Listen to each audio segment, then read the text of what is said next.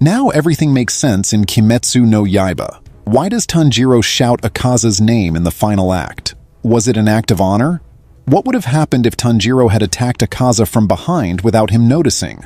Akaza possesses one of the most fearsome and, at the same time, overpowered abilities in the entire movie, Compass Needle, a technique that allows him to track his opponent's fighting spirit and react with superhuman precision. This technique works in a fascinating way. The stronger and more determined the fighting spirit of the person he faces, the more powerful Akaza becomes, dramatically increasing not only his physical strength, but also his speed, reflexes, instincts, and responsiveness, to the point of systematically surpassing his enemy. However, the key to Akaza's defeat was not in brute strength or outmatching his speed. In this video, we'll be reacting to Demon Slayer, Kimetsu no Yaiba, the movie Infinity Castle, and when Tanjiro screams Akaza's name after the demon fades, it's not just another victory yell, it's one of the most human moments in the entire series. And it captures what makes Demon Slayer so different from other shonen anime. But in a mental and spiritual state that his compass could never anticipate. Tanjiro, having understood the nature of this technique, accessed the transparent world, an advanced state in which he erases all traces of fighting spirit and desire for victory, becoming completely serene, with an empty mind and emitting no intent that Akaza could detect. It was precisely this selfless state of absolute detachment that allowed Tanjiro to bypass Akaza's predictive ability, move in a realm where the compass couldn't track him, and behead him in an instant that even a demon of his caliber couldn't foresee. The scene where Giyu lies on the ground, nearly defeated, and Tanjiro, still battered and exhausted, charges toward Akaza. Using the selfless state is one of the most symbolic and powerful moments in all of Kimetsu no Yaiba. Not only because of the visual impact of the movement that leads to the beheading of the upper rank 3, but also because of the seemingly contradictory detail that, at the exact moment when Akaza is unaware of his presence, Tanjiro shouts his name with a firm and clear voice. This act even confuses Giyu, who watches the situation in disbelief and wonders why Tanjiro would risk the advantage of spiritual invisibility by revealing his attack. However, the answer lies in the very essence of Tanjiro's character and the code of honor he embodies as a demon slayer, as well as in Akaza's nature as a fighter.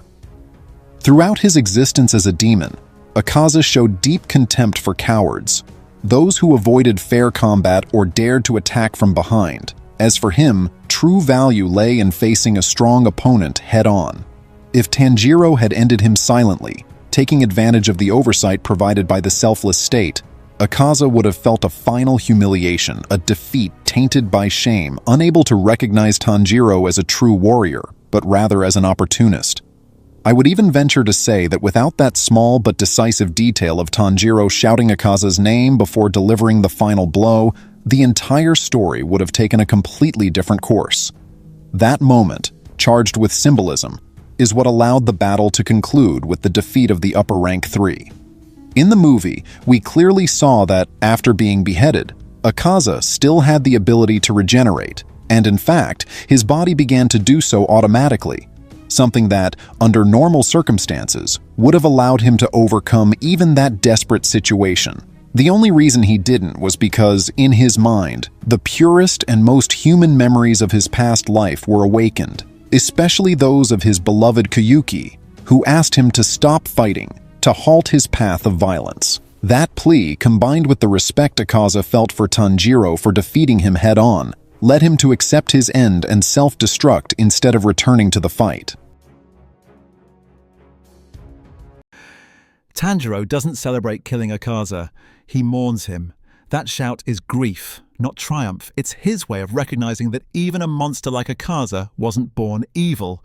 He was made that way. Tanjiro saw the flash of Akaza's humanity in those final moments. The boy who loved to fight for honor, the student who lost his master and fiancé, the man who hated his own weakness so much he embraced darkness. Why was Akaza's defeat so important? Because it marks a turning point in Demon Slayer's moral core. This wasn't just another upper rank dying. This was the moment the show proved that every demon has a soul, that even the most violent killers have pain behind their cruelty. Akaza's end wasn't about destruction, it was about redemption denied. And from a story standpoint, this fight mattered because it symbolized the clash between strength and compassion.